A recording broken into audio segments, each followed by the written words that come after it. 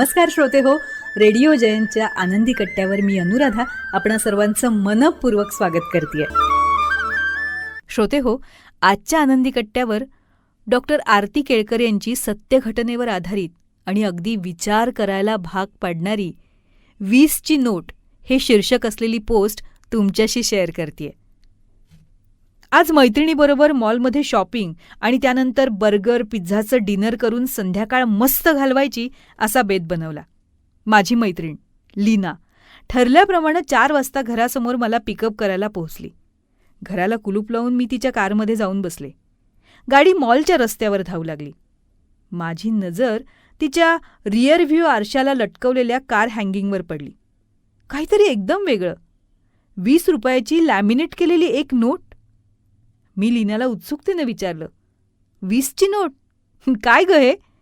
पहिली कमाई, lucky charm का कोणी स्पेशल व्यक्तीनं दिलेली आठवण? तर तिने हसून सांगितलं, यापैकी काहीच नाही. हे आहे रिमाइंडर. रिमाइंडर? कसलं रिमाइंडर? ती म्हणाली, यामागे छोटासा किस्सा आहे, ऐकशील? आता मी सीटमध्ये थोडीशी वाकडी होऊन बसले आणि उत्सुकतेनं तिच्या चेहऱ्याकडे बघत म्हटलं, हो नक्कीच, काहीतरी गमतीशीर वाटतंय. ती म्हणाली, हो, गमतीशीरही आणि माझ्या चेहऱ्यावर एक चपराकही. लीना सांगू लागली, मी नुकतीच एका एक्झिबिशनमध्ये शॉपिंग करायला गेले. कोविडनंतर भरलेलं हे इथलं पहिलंच एक्झिबिशन होतं.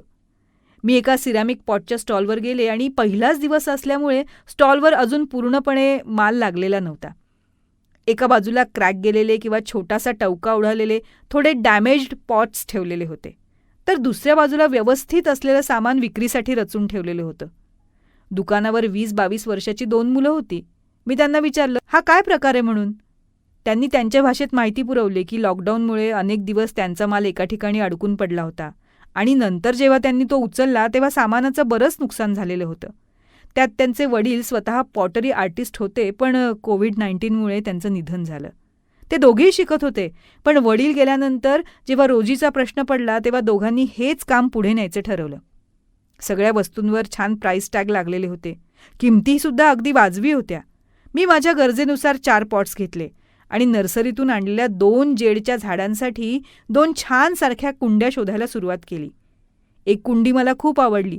मी त्यांना त्यासारखी दुसरी शोधायला सांगितली, पण अगदी सारखी कुंडी मिळेना. मग डॅमेज सामानाच्या ढिगातून मला तशीच एक कुंडी मिळाली. त्याचा अगदी छोटासा एक टवका उडालेला होता. आता तेवढा भाग मागे करून डॅमेज लपवता येणं सहज शक्य होतं, म्हणून मी ती विकत घ्यायचं ठरवलं.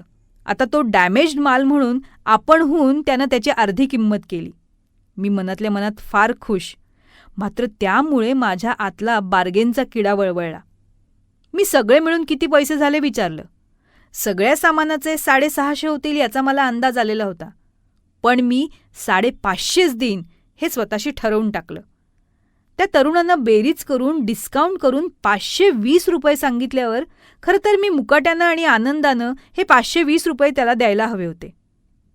पण का माहिती नाही, अजिबात कारण नसताना मी त्याला म्हणाली, नाही भैया, 500 ठीक है. तो फार विनवणीने म्हणाला, मॅडम, हमारा धंधा वैसे भी मंदा चल रहा है. हमारे माल का कितना नुकसान हुआ है आप तो देख ही रही है. 20 रुपये से आपका क्या बिगड़ जाएगा. मी त्याला तावातावात म्हटलं, 20 रुपये क्या पेड़ पे लगते हैं. ऐसा करो, 20 रुपये कम नहीं करते तो उसकी जगह एक कोई और सामान दे दो. त्याने बराच वेळ मला मनवायचा प्रयत्न केला, पण मी अगदी उगाच अडून बसले होते.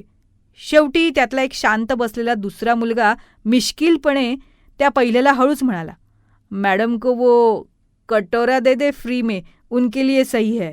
कटोरा शब्द ज्या टोनमध्ये त्याने उच्चारला तो टोन मला खूप बोचला ग. मी त्यांना म्हटलं, आपका मजाक मेरी समझ में आ गया. आणि तावातावानं 520 रुपये देऊन मी त्याच्याकडून ते पॅक केलेलं सगळं सामान घेऊन कारमध्ये बसले.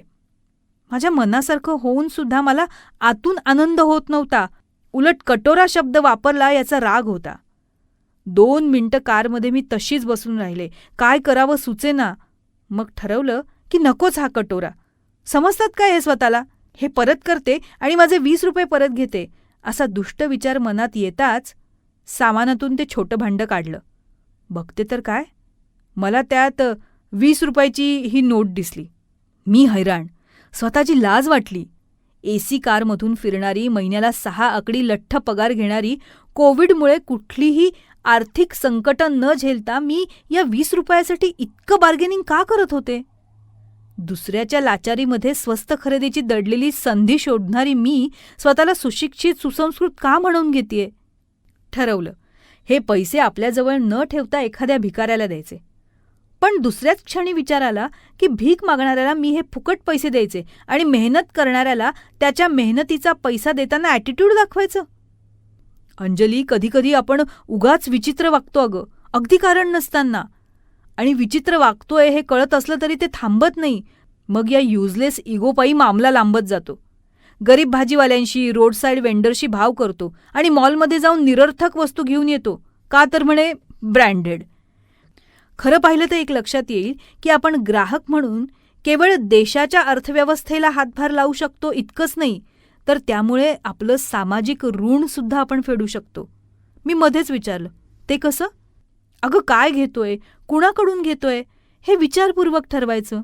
बस. राष्ट्रप्रेमापायी दरवेळेस सगळ्यांना बॉर्डरवर लढणं शक्य नाही किंवा फक्त रूल अबाइंडिंग सिटिझन होणंच पुरेसं नाही. शॉपिंगसारख्या छोट्या गोष्टीतून देखील मी माझ्या देशवासियांवर प्रेम करू शकते, सहसंवेदनशील राहू शकते, याचा साक्षात्कार मला कटोऱ्यातल्या या 20 रुपयांनी करवून दिला. मी किंवा माझे घरचे जे कुणी ही गाडी घेऊन जातात ना, त्यांना ही लटकती नोट रिमाइंडर देते. कोणत्या वस्तू घरी आणाव्या आणि कोणाकडून विकत घ्याव्या, या 2 सोप्या फॉर्म्युल्यानं आम्ही लोक आपल्या परीनं हे सामाजिक दायित्व निभावतोय. लीनाची ही गोष्ट ऐकून मी थक्क झाले. साध्या आणि दैनंदिन जीवनातल्या कृतीतून देशप्रेमाची ही संकल्पना मला मनापासून पटली. मी मनातल्या मनात मी वापरत असलेल्या ब्रँडेड आणि विदेशी वस्तूचे देशी विकल्प काय याचा विचार करू लागले. स्टिअरिंग व्हीलवर असलेल्या लीनाच्या हातावर हात ठेवून तिला म्हटलं, ए, कार वळव, आपण क्राफ्ट बाजारला जाऊ आणि मग छान सिझनल सरसो का साग मक्के दी रोटीवर ताव मारून परत येऊ.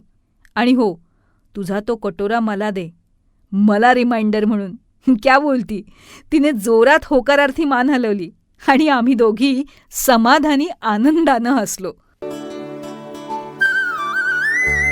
तर श्रोते हो, हा होता आजचा आनंदी कट्टाचा एपिसोड. तुम्हाला कसा वाटला हे आम्हाला जरूर कळवा. त्यासाठी कमेंट बॉक्समध्ये तुमची कमेंट नक्की लिहा. त्याचबरोबर रेडिओ जयंत शेअर करा, सबस्क्राईब करा आणि हो, नोटिफिकेशनसाठी बेल आयकॉनवर नक्की क्लिक करा. पुन्हा भेटूया पुढच्या भागात. तोपर्यंत नमस्कार.